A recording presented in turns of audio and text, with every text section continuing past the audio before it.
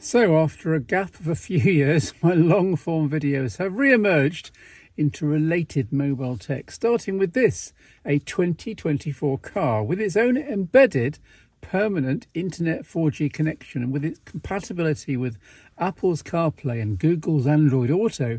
A new car in 2024 is just as high-tech really as a phone.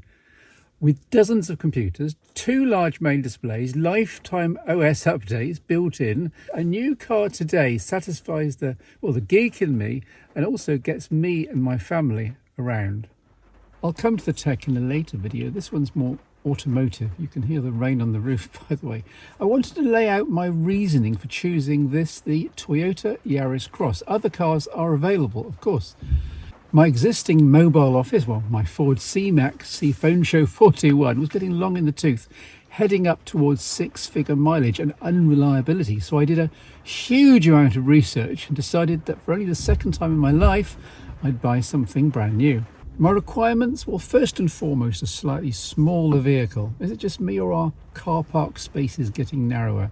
Maybe it's that other people's cars are getting wider and then they park awkwardly on tight roads. Regardless, the thought of a car that is 20 centimetres shorter and up to 10 centimetres narrower seemed appealing, and I really didn't want a huge estate car or full-on SUV.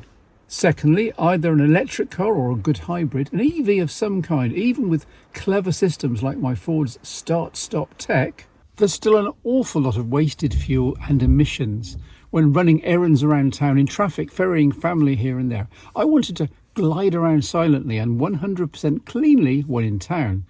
Yet I also wasn't prepared to go all in on electric car tech. The infrastructure just isn't there yet in the UK, plus the batteries inside are very heavy, the range affected by poor UK weather well over half the year, and the road tax is too high, perhaps reflecting that tyre and road wear are a thing. Now, the ideal would be a plug-in hybrid, charging up at home and give me electric driving 90% of the time and a petrol engine for the other 10% on long trips.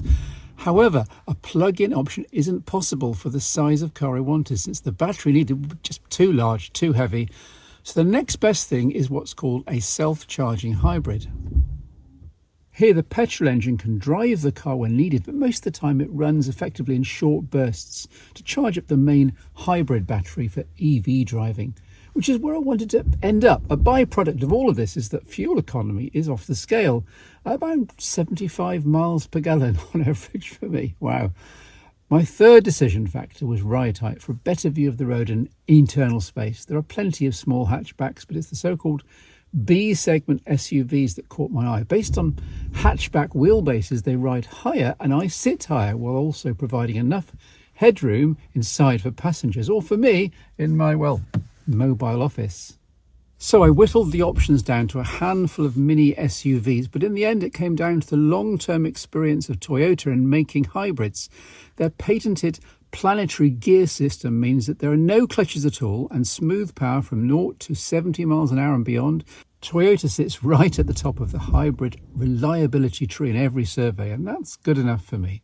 Meaning the Yaris Cross, perhaps a little chunky looking, and that's 2024 styling for you, but it ticks every box for me. It comes in 4 different trims and spec levels, but we specifically wanted a light roof trim rather than dark. It makes such a difference. And I wanted the smaller wheels, which equate to better fuel economy and cheaper tyre replacement when the time comes.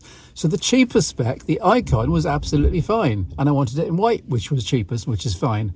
And most of the driver assist and special features are standard for all trims. So there was very little sacrifice involved in paying up to £8,000 less than for the top end version. So here we are. In the next video, I'll be delivering a verdict on the phone integration, CarPlay and Android Auto interfaces, all wireless, and the built-in updates. See you then.